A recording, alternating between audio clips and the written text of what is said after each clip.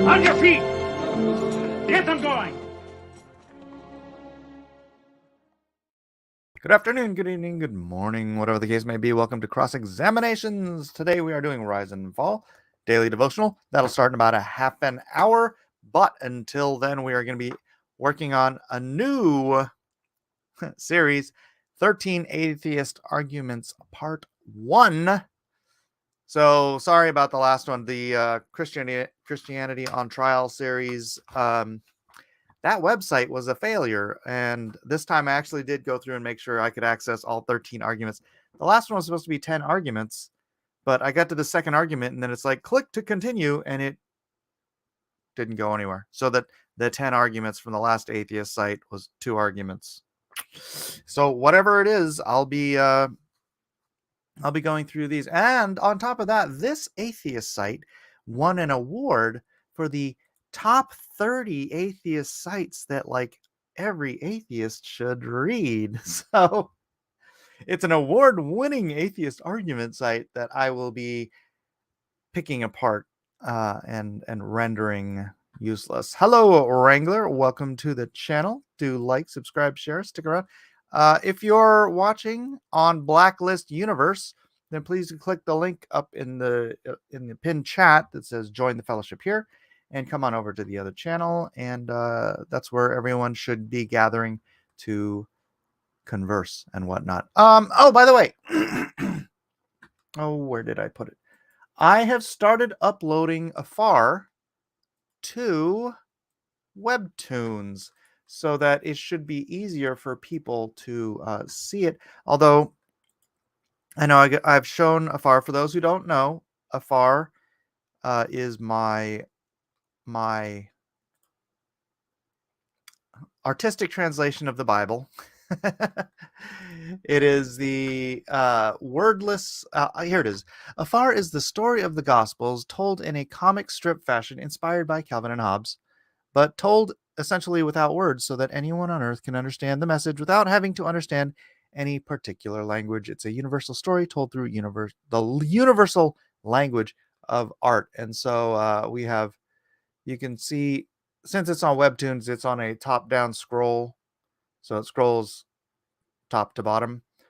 And you can go through all these. I'm just going to show you the first one here. I won't go through the other ones. And then it gives you an indication where you can actually read the words that I got it from. So that's afar. You guys know it's done. I've got 180 pages, 180 strips done, but I'll be uploading them to Webtoons. Link is in the description, and I'll be taking care of that, I guess, on a daily basis. So how long would it take to get 180 strips up? What a day? I don't know. 180 days, I guess. Half a year. Good afternoon, Truth Seeker. How are you doing? Welcome to the channel. Again, if you're on Blacklist Universe, please do click the link, the pinned chat, and come over and join us all over on the Unapologetic American channel so that we can fellowship there. Like, subscribe, share. Oh, let me put that up there. And then let me get to, where did I put? There it is. Atheism. This is from atheismandthecity.com. Why I'm an atheist. Let me present, share screen, window. And then let's just get right on into this one.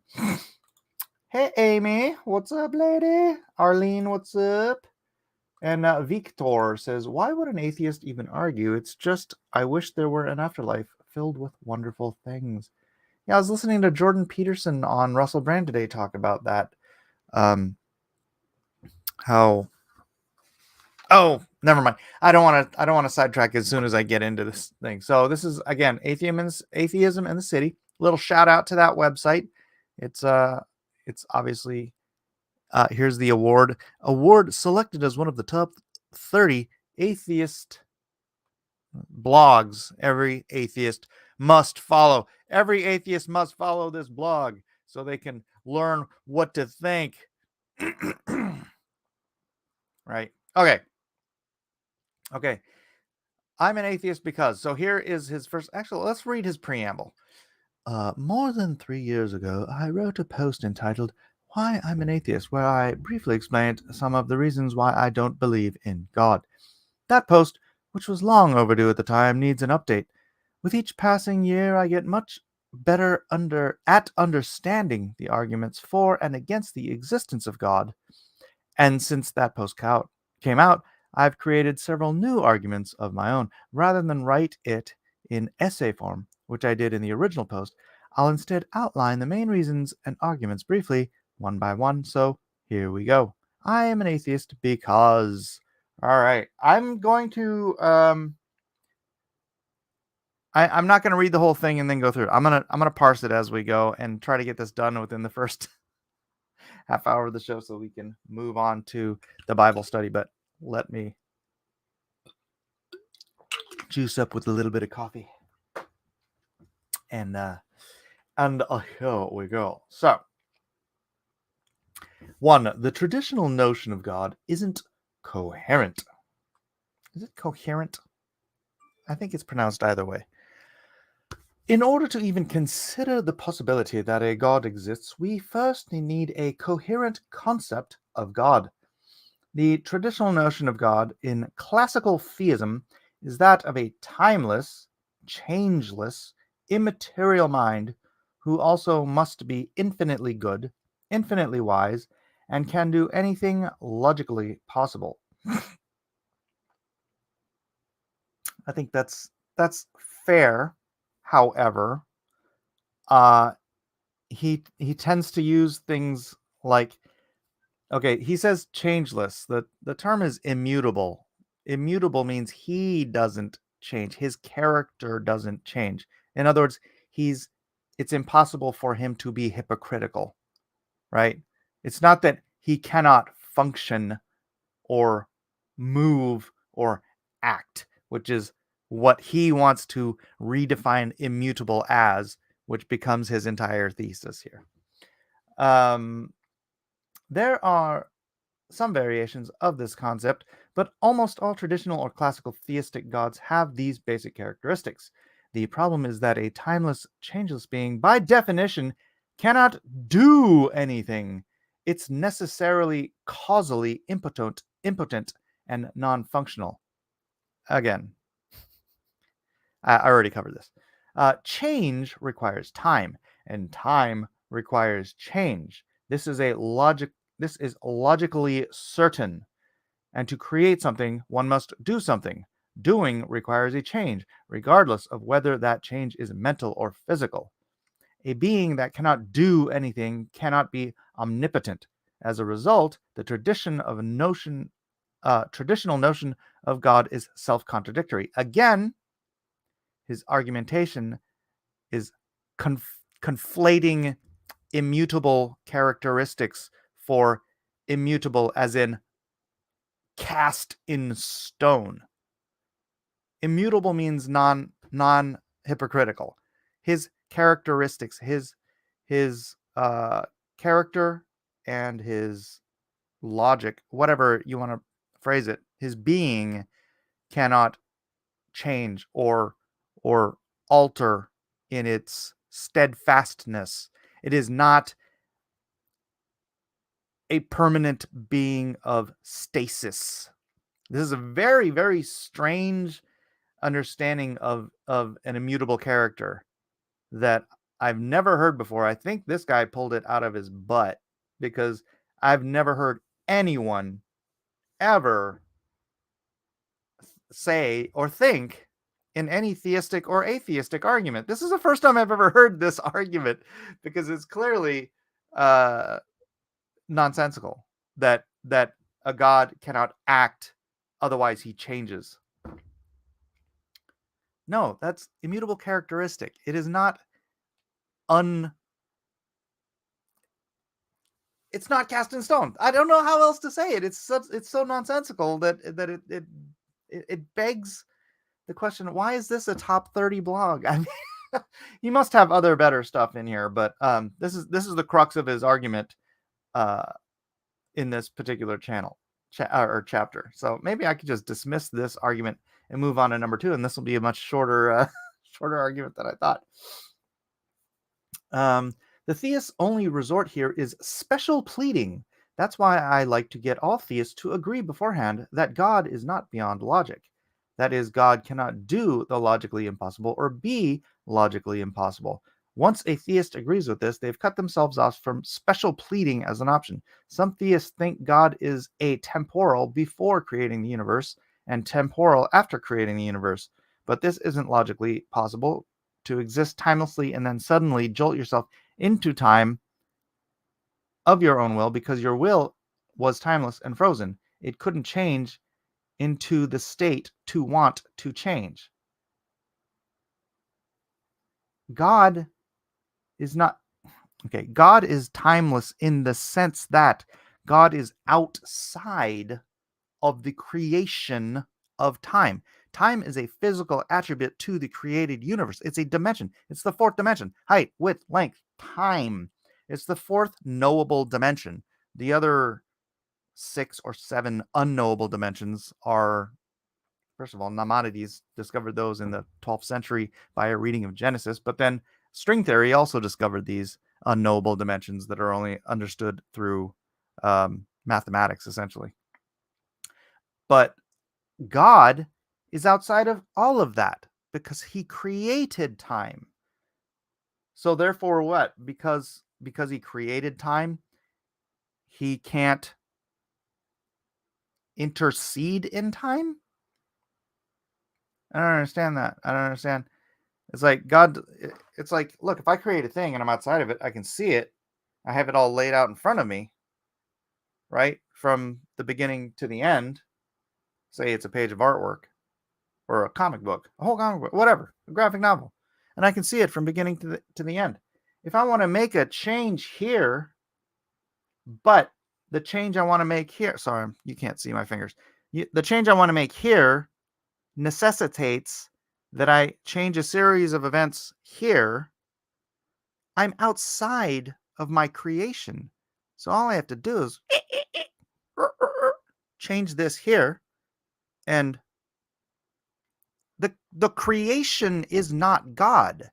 So the creation can be changed by God, who is unchanging. His character does not change. So this, I don't, sometimes I think people think they're smarter than they are, and they have these, what, the logic trap. My logic trap proves that my understanding of what you believe isn't logically feasible. All right, no. Given the necessary rules of logic, the traditional attributes of God are incoherent. Part 1. It is logically impossible to do something without doing something.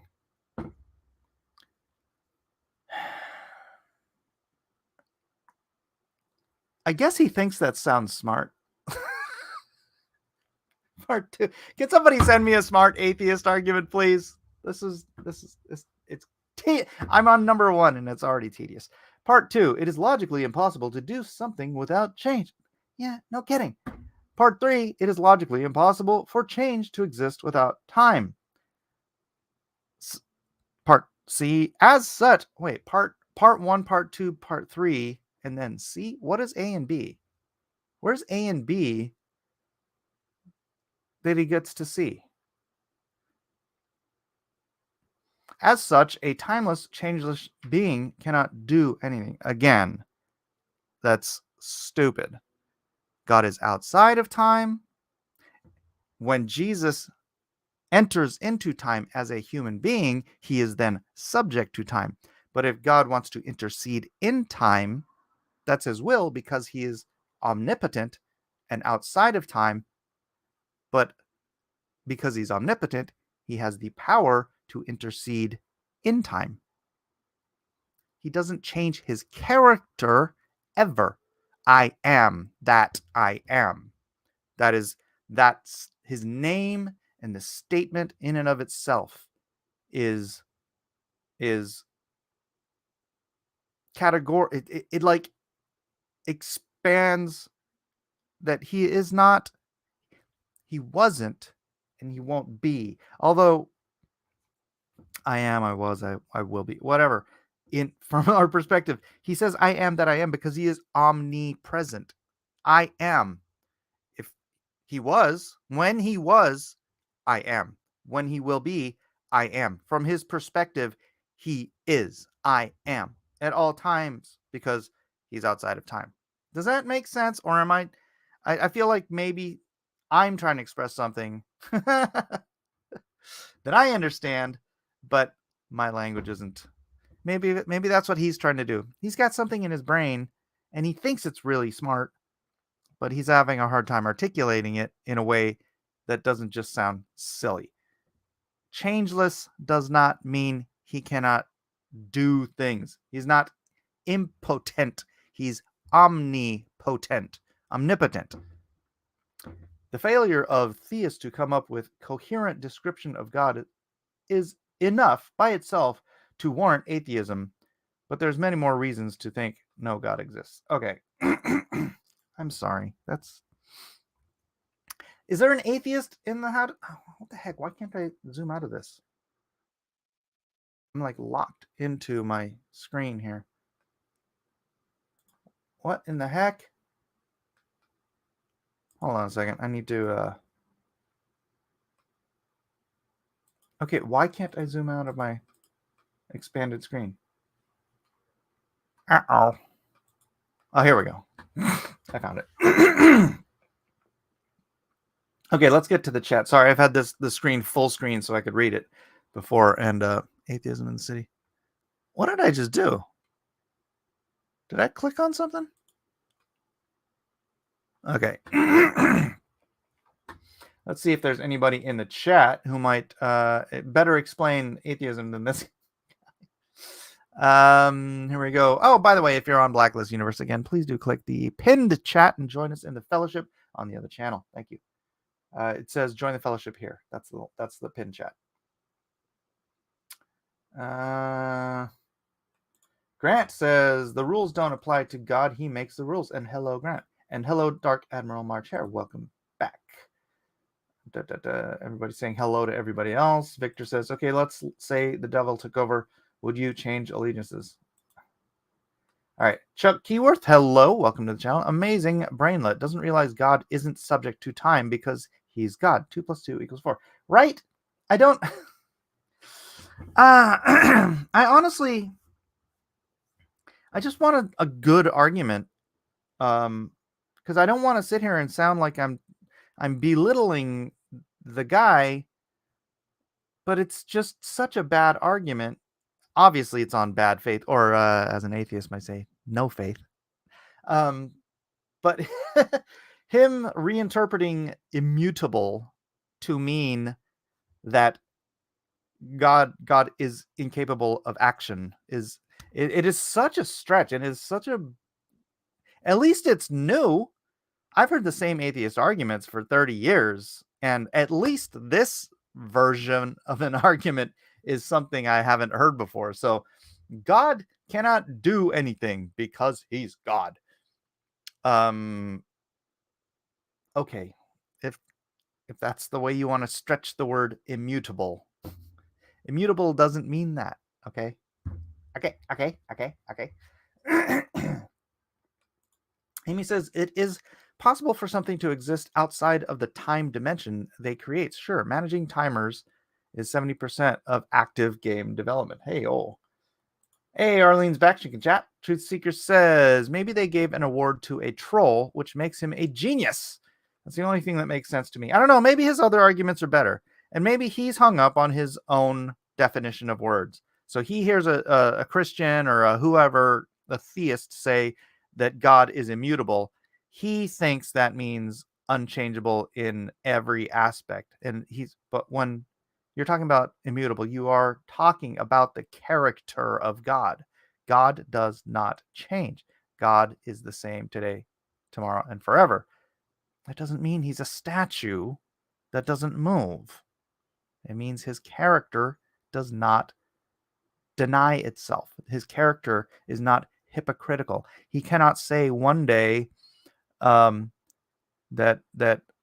good is good, and the next day say that good is evil. That's not right. or vice versa. Dark Admiral says, I've always understood it as I am Alpha and Omega, the beginning and the end. Seems to, if you're the beginning and the end, then you exist outside of time and during time simultaneously. You know what? If I have a little time, I have something I just saw last night that was amazing. I'm gonna check it out. Victor says, my biggest argument is, why don't I have powers now? Gotta wait to die and gamble on that. Okay, that's interesting. All right, so before I have 10 minutes before I have to start the other thing, I could just go to this next tune, but I wanted to say this thing. I saw this on a reel about the name of God, YHWH. And the guy was explaining that YHWH is a word that is, it's the name of God, right? The quote unquote unpronounceable name of God is a word where you cannot use your lips or your tongue, or you cannot close your lips or your tongue in order to say the name of God, right? It's Yah. And if you say it, the way that the guy did it, it was crazy because it's like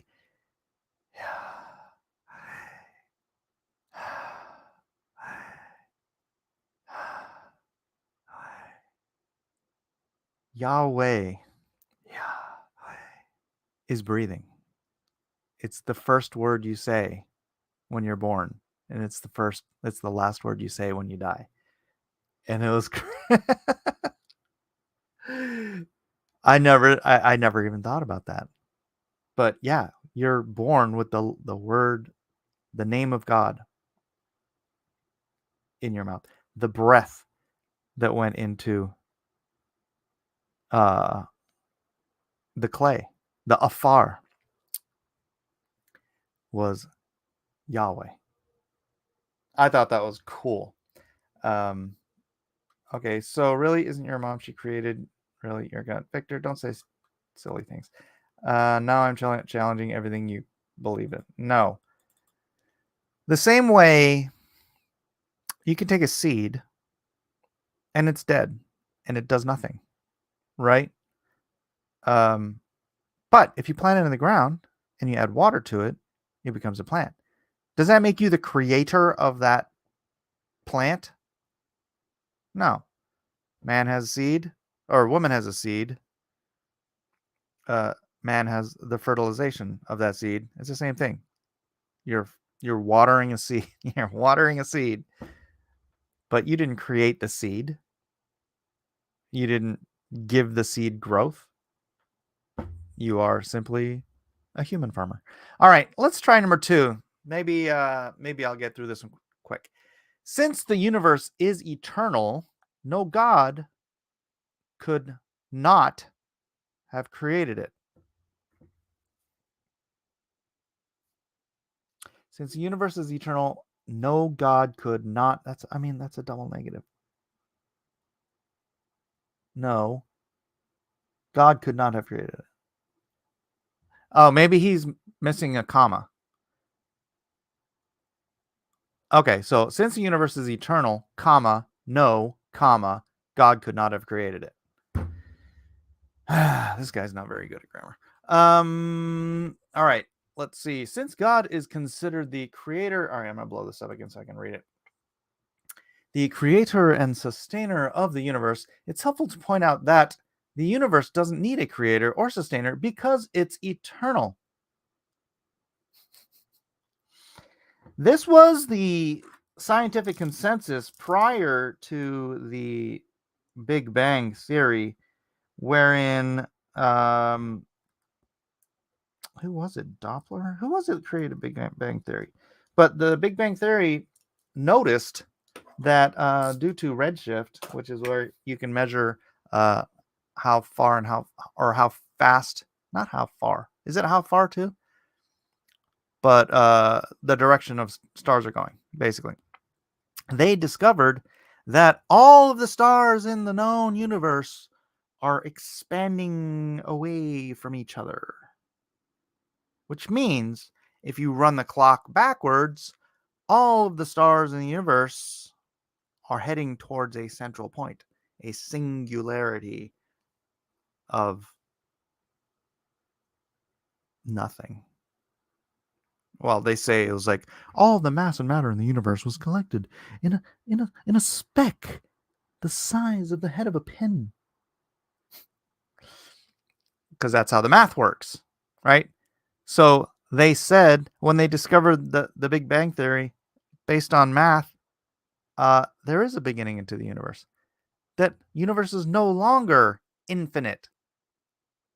The universe now abided by the first 4 words of the Bible, which are in the beginning, God. So, all right, let's keep reading. Even if it has a finite number of moments in which we'd consider our past, that's because eternalism is true. That's positing something that goes against what we know about science, what we know about the universe, what we know about the direction stars are going, that they do have a point in time. Now, if he's going to go back and say that, no. See, we have this theory that singularity explodes and then everything goes out away and then it all contracts back in again. And then it goes out again and it all contracts back in again. The problem is there's absolutely zero evidence that that theory is possible. But for the eternalist who posits there has to be an eternity, otherwise we have to say that there was a beginning, and then you have to admit that the Bible's first 4 words are true, because without the universe being eternal, it must therefore have a cause. That is logic.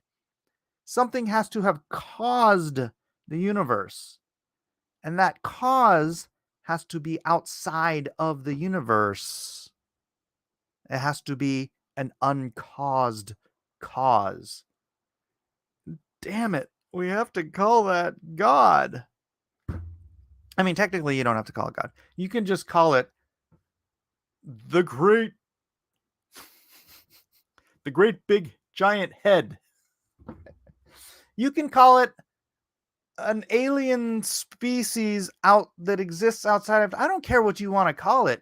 You have to come to the conclusion that an uncaused cause caused the cause that created the universe. The creator. Therefore, whatever you want to call it, by definition, it is the creator of the universe. We call it God. Sorry if you don't like the word because you're an atheist, but you can't hang your entire argument on a theory that something before the Big Bang means that the universe is an eternal. It's all theory, conjecture. It's faith, my friend. You have faith.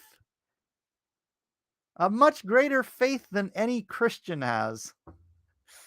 That you are so determined to believe that the universe could exist without a creator that you'll believe any theory that posits the opposite. Special and general relativity both entail that every moment of the universe, past, present, future, all physically exist in an eternal block universe, a 4-dimensional space-time manifold. See, that's the thing. I explained that in the previous argument. Time is part of space, and it's part of the created universe, outside of which is the creator of that universe. An eternal universe cannot, by definition, be created since it didn't begin to exist in the regular understanding of begin to exist, which assumes presentism is true. I don't know what presentism is, but I can tell you that because time is a part of the, as he just pointed out, 4-dimensional space-time manifold, that when the universe was created, time was created with it. Therefore, something had to exist outside of time. This guy thinks he's smart. He's smart. If at this point you're thinking that the Big Bang proves our universe has a finite past and therefore cannot be eternal, let me remind you again that eternalism means that the past, present, and future all physically exist in an eternal block universe. That's a theory that goes beyond what we understand about physics. And therefore, the universe can have a finite number of moments since the Big Bang and be eternal because of all the moments of time never begin to exist nor cease to exist. False. False. Time is, I'm just repeating myself, time is a part of the created universe. I mean, everyone, he should know this. In fact, he literally just said it. It is a part of the four-dimensional space-time manifold. He's arguing against himself at this point. Eternalism also different from steady state theory. That's the theory prior to the Big Bang. Those who do not understand this do not understand special and general relativity properly.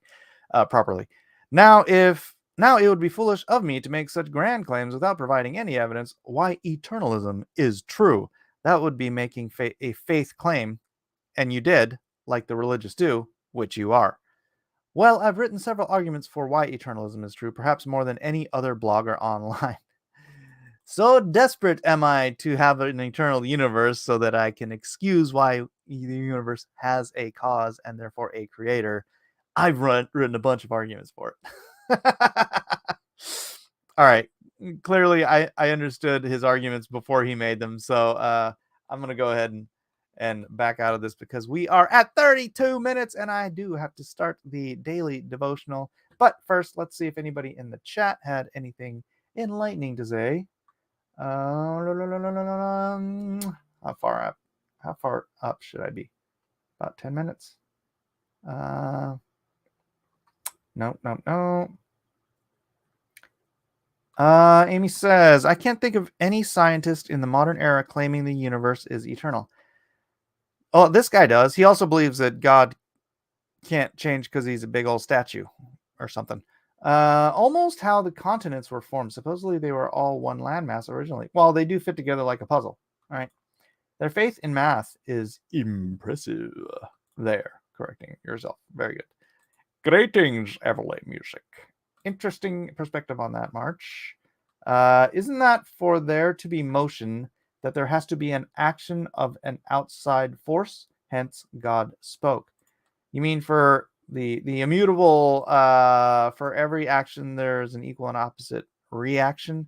Therefore, the reaction of the universe being created, which had to be the most powerful reaction in the history of the universe, was its very creation. It had to be the reaction to an action. And yes, exactly. The action was God speaking it into power. His very word was greater in power, or equal and opposite. Just him speaking was equal and opposite to the creation of the entire universe. Oh, mind blown. That's pretty good. That's pretty good, bro. I'm not great at relaying information, but I remember reading somewhere that for life to exist as it does, that it's all too precise to have not been intentional. Oh yeah. It's a mathematical impossibility. That's why they keep pushing the timeline on the universe back further and further and further and further, because they understand not only that evolution is true, but abiogenesis is absolutely ludicrous. Talking about the odds. I can't remember what the number is, but it's like if your odds are less than 1 in the, 1 to the 10th power, something like that, or something less than that, I think. It's not even that much. Then to believe that thing is possible is literally absurd. And the possibility of life arising from non-life is like so absurd as to be like absurd to the 100th level, 100th square of absurdity, 100th power of absurdity. Electric universe scientists believe the universe to be potentially eternal. Oh, is that gosh darn it, I was just looking at something about electric universe. I wish I had bookmarked it. Wrangler, send me something on that. I just saw something about that, and I'd like to dig into it. Grant says, yeah, I pretty much believe we're living on the head of a pin, that God maintains the reality we live in and sustains the world in such a way that life can exist. Truth. Rukia Services, welcome, welcome, welcome. Would you agree that Christianity is one of the biggest reasons atheism has spread in today's times? You mean liberalism? The fact that we live in a cultural a culture where Christianity accepts or Christianity has been the dominant religion, and Christianity is a religion that, generally speaking, several churches notwithstanding, um, allows for freedom of thought and believes that people have free will and that they should come to a knowledge and understanding of God and Christ through love and not through coercion. And because of that, it has allowed atheism to be an idea that has flourished. I mean, I wouldn't say flourished. It's like 5% of the population. In that sense, I would say yes. I would say yes, that, you know, because we're not legalistic. We don't uh, oppress ideas. We believe in the challenge. I mean, it's just like this. I'm here reading this guy's arguments, right? It's like I don't want to pretend like there isn't an atheist argument. I'm not trying to indoctrinate people. I'm trying to argue the logical fallacies of the atheist argument. The truth does not hide from the lie. The truth doesn't fear the lie, which is why, unfortunately, the lie, what's the phrase? The lie has already run around the world before the truth gets its shoes on.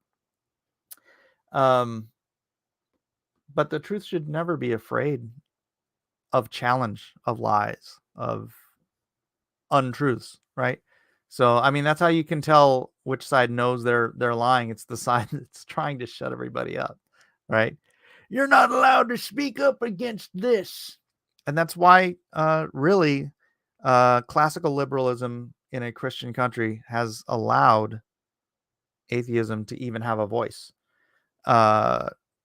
To the same extent, I don't know, I mean, Marxism, that kind of took hold. I don't know. That's probably a longer discussion, and I'm 8 minutes past where I should be talking about the other thing. But welcome to the channel. Please like, subscribe, and share. And if you're watching over on Blacklist Universe, please come over to the pinned chat.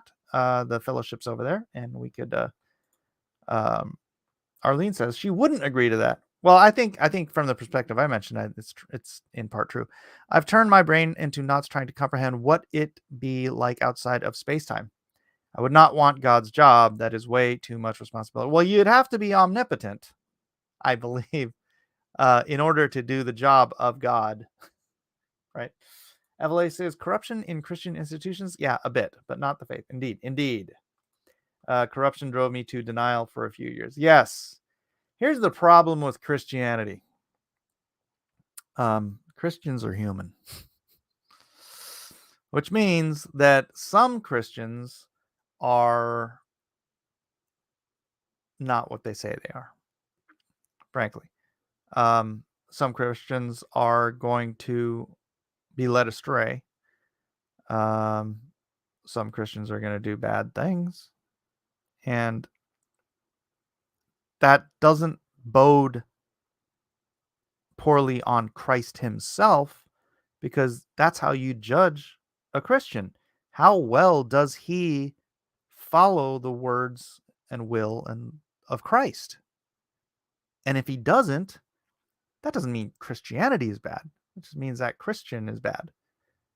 That doesn't mean the church is bad. It may mean that church is bad, right? Christianity is it's a bunch of human beings. But our key figure, the one we're supposed to emulate, is not just a human being. So judge Christianity on the Bible, and then judge Christians on how well they follow that Bible. Victor says, do you know why I'm atheist? Because going to church is too much work. Well, if you consider going to church work, I love going to church. I love fellowshipping and being there with other believers and sharing my time and talents, and treasure with the church. So you gotta love it, otherwise it's work.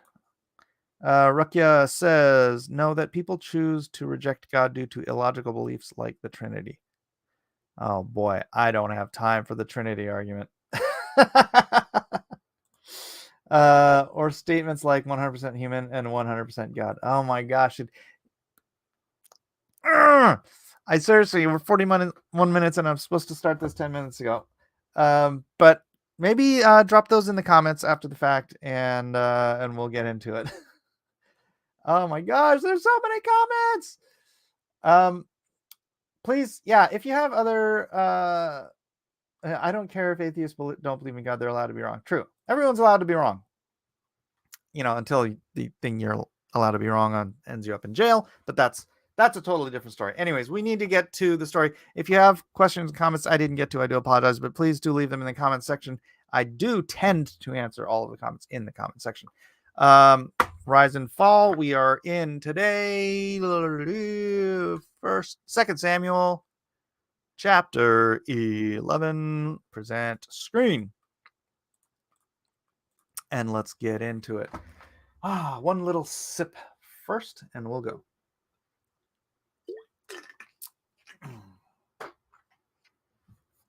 Oh, brother. Echo Truth, welcome to the channel. Please like, subscribe, share. How can we know which denomination of Christianity is correct? I'm anti-denominational, Echo. I believe in the Bible. If a denomination is teaching something that goes against the Bible, I leave that church. I've done it before. But there's a, what is the saying? Is it necessity? Not necessities. There are key issues of the faith, such as the Trinity, such as the virgin birth of Christ, such, there are essentials. There are essentials of the faith. And the saying is, in essentials, unity. That's what makes you part of the Orthodox Church. Not Orthodox in the title, Orthodox in the definition. In essentials, unity. In non-essentials, charity. No. In essentials, unity. In non-essentials,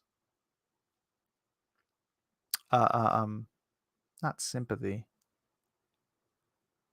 but in all things, charity. I wish I could remember it. Who is God? Yahweh. God is a title, not a name. Correct. Yahweh. YHWH. The unpronounceable name of God. Your breath.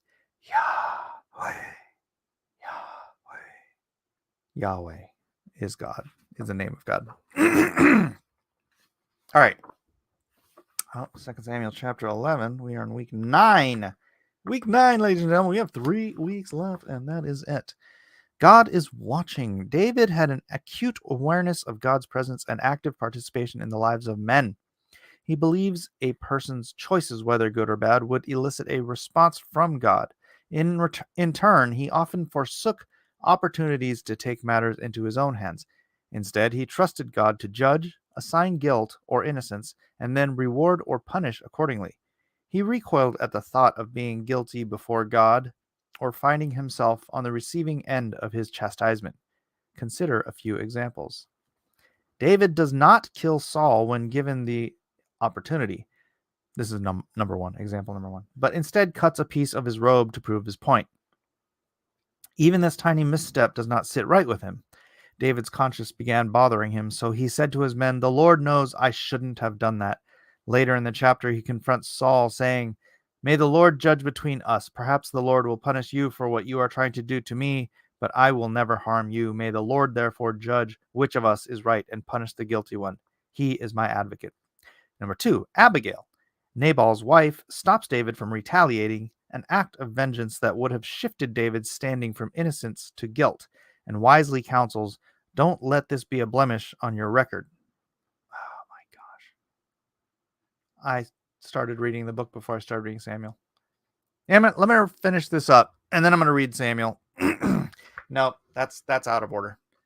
I'm sorry. I'm so discombobulated today. Let's just run overtime. How's that sound? Take care, Marchera. Thanks for coming in. Okay, real quick. Jesus prophesied being buried for 3 days and nights, like Jonah. So how did he die on Friday and rise on Sunday? He died on Friday before sundown. Sundown to sundown was Saturday. Sundown, sun up. Sundown to sundown, but sun up. How does that work? It goes Friday before sundown is 1 day, and then Saturday is 1 day, and then which is to us Friday to Saturday night, and then Saturday night becomes Sunday. That's the 3rd day. So he's on 3 calendar days on the Jewish. He's not 3 days and nights, but it was 3 days.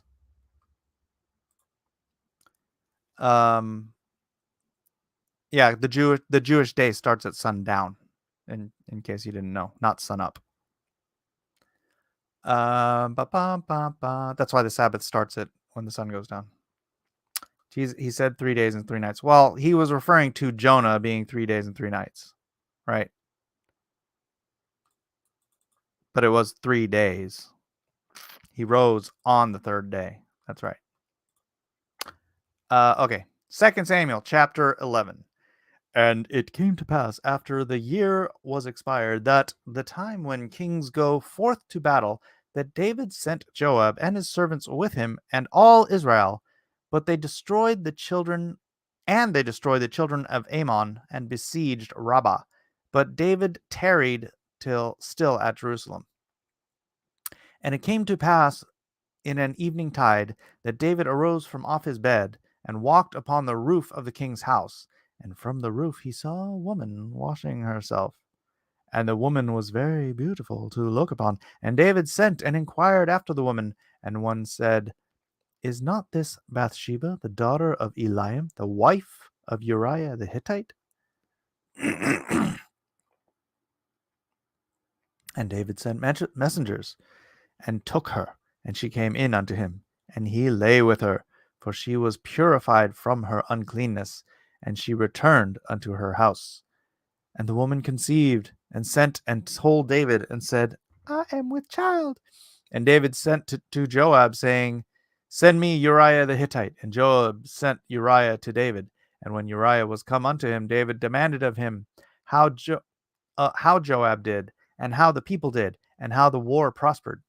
And David said unto Uriah, Go down to thy house, and wash thy feet. And Uriah departed out of the king's house, and there followed him a mess of meat from the king. Wash thy feet means go into your house, because that's when you wash your feet. I don't want to belabor the point. But Uriah slept at the door of the king's house with all the servants of his lord, and went not down to his house. And when they had told David, said, Uriah went not down unto his house. David said unto Uriah, Camest thou from thy journey? Why then didst thou not go unto thine house? Your wife's hot. And Uriah said unto David, The ark and Israel and Judah abide in tents, and my lord Joab and the servants of my lord are encamped in open fields. Then shall I then go into mine house to eat and to drink and to lie with my wife? As thou livest, and as thy soul liveth, I will not do this thing. Uriah was a stand-up dude. Man, it's sad. And David said unto Uriah, Tarry here today also, and tomorrow I will let thee depart. So Uriah abode in Jerusalem that day and the morrow. And when David had called him, he did eat and drink before him, and he made him drunk. And at even he went out to lie on his bed with the servants of his Lord, but went not down to his house.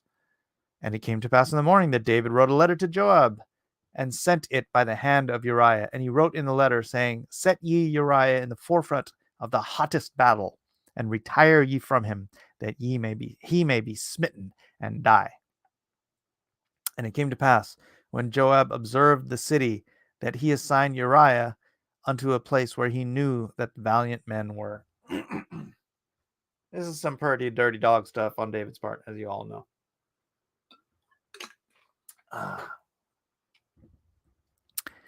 And the men of the city went out and fought with Joab, and there fell some of the people and of the servants David, and Uriah the Hittite died also.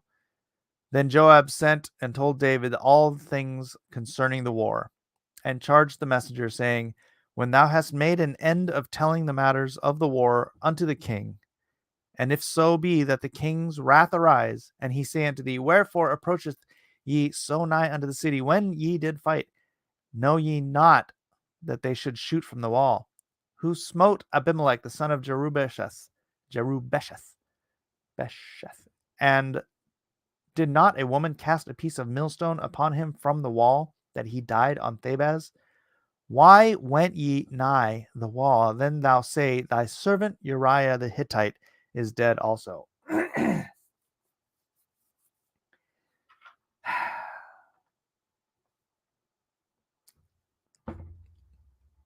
I don't know if I should expound on this. You know what, let's just keep reading, because I don't know how long this chapter is. So the messenger went and came and showed David all that Joab had sent for him. And the messenger said unto David, Surely the men prevailed against us, and came out unto us into the field, and we were upon them even unto the entering of the gate. I mean, okay, I'll just like, other men died because of David trying to kill Uriah. And so when he's just Joab's prognosticating that when David gets mad that other men died, he'll say, well, yeah, because you wanted us to kill Uriah. So that's the thing. And the shooters of shot from off the wall upon thy servants, and some of the king's servants be dead, and thy servant Uriah the Hittite is dead also. Then David said unto the messenger, Thus shalt thou say unto Joab, let not this thing displease thee, for the sword devoureth one as well as another. Now he's excusing it. David just goes from bad to worse in this chapter. Make thy battle more strong against the city, and overthrow it, and encourage thou him. And when the wife of Uriah heard that Uriah her husband was dead, she mourned for her husband. I mean, she's an adulteress, so whatever. And when the morning was past, David sent and fetched her to his house, and she became his wife, and bare him a son. But the thing that David had done displeased the Lord. Obviously, David becomes an adulterer, a murderer, and then an accessory to murder, and a liar. Anything else? Disloyal to his own troops. A bad commander. I don't know. This is the chapter where David just goes off the bend. All right. Rakia says, no, he said 3 days and 3 nights for himself.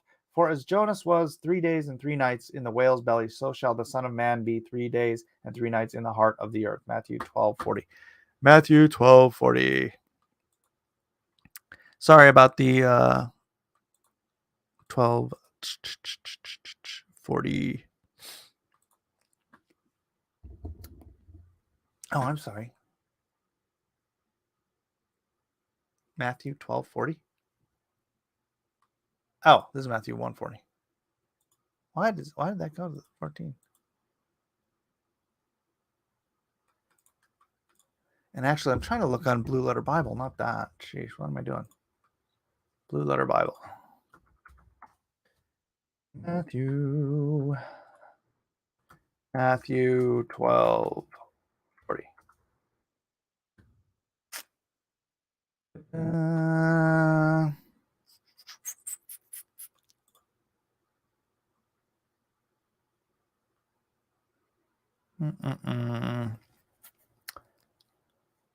Strong's definition. Figuratively. Literally or figuratively, night. All right. 3 days, your son of man shall be 3 days and 3 nights in the heart of the earth. Yeah, I don't know, man. Hemera. Strong's definition.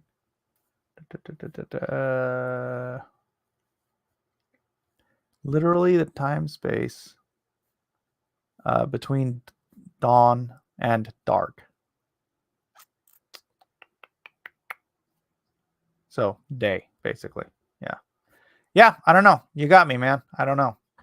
You're right. I should give up my entire belief because Jesus may have said something figuratively instead of literally. You're right. You got me. All right. If the God of Christians is 3 persons and the God of Jesus is only 1 person, do you worship the same God whom Jesus worshipped? Yeah, it's 3 persons but 1 nature. So we worship the triune God, the 3 persons in 1 nature. Yes. So we worship God the Father, God the Son, God the Holy Spirit as God. I worship the God of Abraham, Jacob, Moses, and Jesus, whom is one and only, self-sufficient and independent, who never was born nor ever gave birth, and is uncomparable to anything of his creation. Me too. Did Jesus worship 3 persons or 1? Jesus, I don't know. Did Jesus worship the Father? Or did he just love the Father and obey the Father? I mean, he says that the Father is greater than I, but he says that positionally. So, like, I don't know. This is a way deeper conversation. Stick around, Rakia. Leave a comment in the comment section, and maybe we can get deeper into that. But we're really de-writing the daily devotional. Although I do enjoy it. Gosh darn it. Maybe I should just make the show longer and we can get into it. I still believe it, so I worship the triune God. You can't see oxygen, but you believe it is there and breathe it. Well, some people like to make the comparison of like water.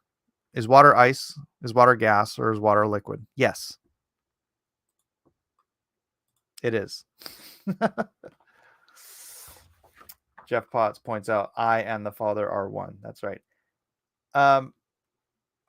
Jehovah's Witnesses, what was it the Jehovah's Witness said to me one time? In purpose.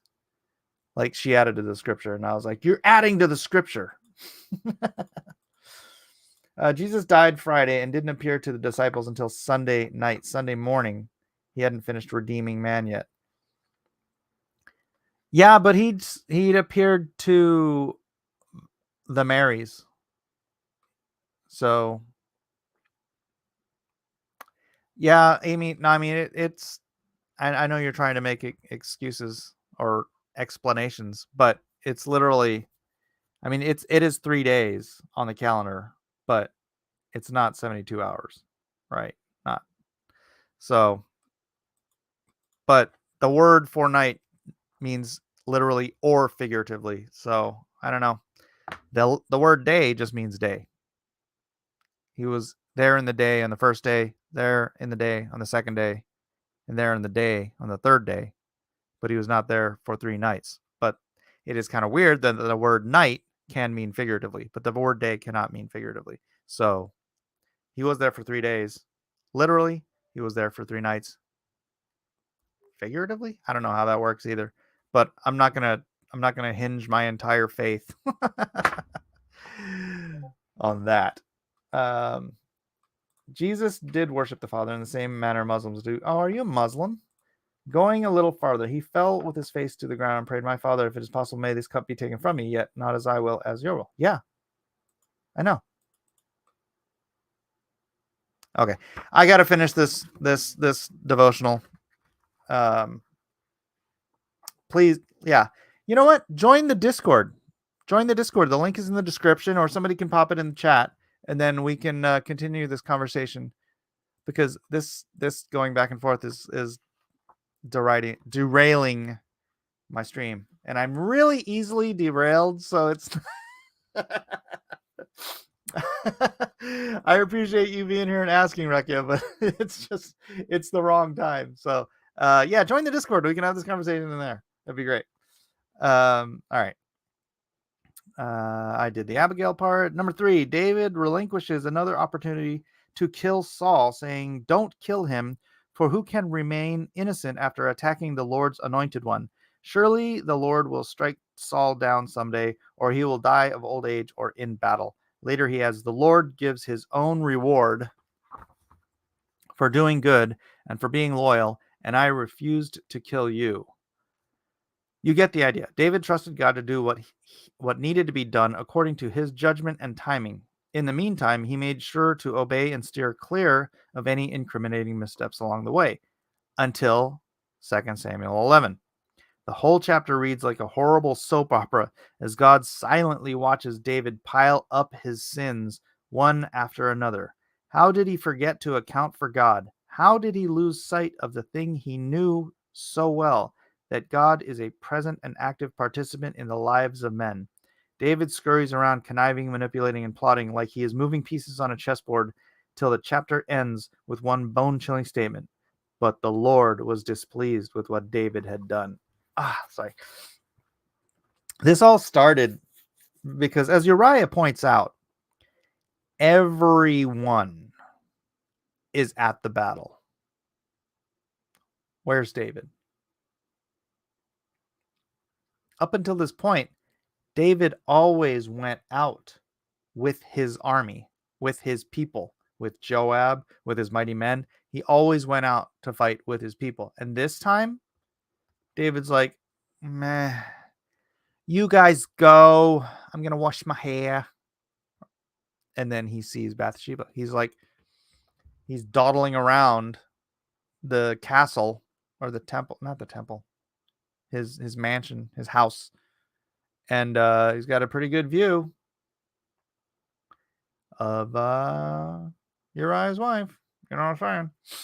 And yeah, so that's that was his first error. And then error begat error, begat error, begat error. And then he was like way off the rails. This was not going to end well. Question number 1. How do you explain godly people doing ungodly things? We're human. We screw up. It starts with us. It starts with one little thing. Staying home from a battle. Staying home from church. Right? "Oh, you guys all go to church. I'm going to stay here and watch TV." Ooh, what's that? Right? Something like that. It starts with little things, and then it culminates. It can culminate because that becomes a secret sin, and then you're trying to hide your secret sin, and your secret sin, hiding that sin, usually culminates in you committing other sins, and then it just kind of snowballs. Question 2. How do you cultivate an awareness of God's presence? Confession, I think that's my kind of go-to answer. It's when you bring yourself into a state of confession when you're praying, and you ask God to reveal where you have failed, what in your heart needs to be addressed. I think that's a good way of cultivating an awareness of God's presence. Question 3. Do you consider David's actions to be an abuse of power? Heck yeah. What are you talking about? Yes. I mean, yeah. First abuse of power. He stayed home when he ordered everyone else to the battle. Second abuse of power. He ordered a woman. I mean, he Uber eated a woman. Oh, that might not be the right place. Right? Wait, is that he Ubered a woman. That was not his wife. Right? Bring her to me. That woman there, give her to me. 3. He ordered one of his underlings to come back to try to cover up his marriage by having him go sleep with his own wife. 4. That didn't work, so he ordered the captain of arms to send the guy out into the heat of battle to get him killed. So yeah, you think? Yeah, obviously. All right, prayer. Lord, keep your servant from deliberate sins. Don't let them control me, when I will be free of guilt and innocent of great sin. Then I will be free of guilt and innocent of great sin. Free of guilt and innocent of great sin. Keep your servant from deliberate sins. Don't let them control me. Then I will be free of guilt and innocent of great sin. I don't know why I had such a hard time reading that with understanding. It's like my brain was in a fog. All right, that's a day 41, ladies and gentlemen. We are through. Tomorrow is obviously 2 Samuel chapter 12. We got 3 weeks left on the checklist. And so glad to have you all here. So glad this channel is growing. More and more people are coming in. We've got new people in the chat. Happy to have you. Oh boy, Rukia, please come to the Discord. This sounds like such a fun conversation to have, but I'm supposed to end this at an hour, and it's already an hour and 7 minutes in. So somebody give them the link to the Discord if the one in the description is not working. And again, do check out Afar. It's on Webtoons now. That's in the description too. Thank you all for being here. Thank you for liking, subscribing, and sharing. The channel is growing. That one of our videos last week is over 700 views now, because YouTube has decided to promote my videos. I guess I'm doing something right. I mean, we're just doing Bible study here. So thanks everybody for being here. God bless you all. Have a great day, and I'll see you hopefully in the comment section or in the Discord. One or the other. We'll have a great conversation there too. Have a good day. Back in line, you dog! Let me end it correctly. We'll see you on the next exciting episode of Cross Examinations. Back in line, you dog!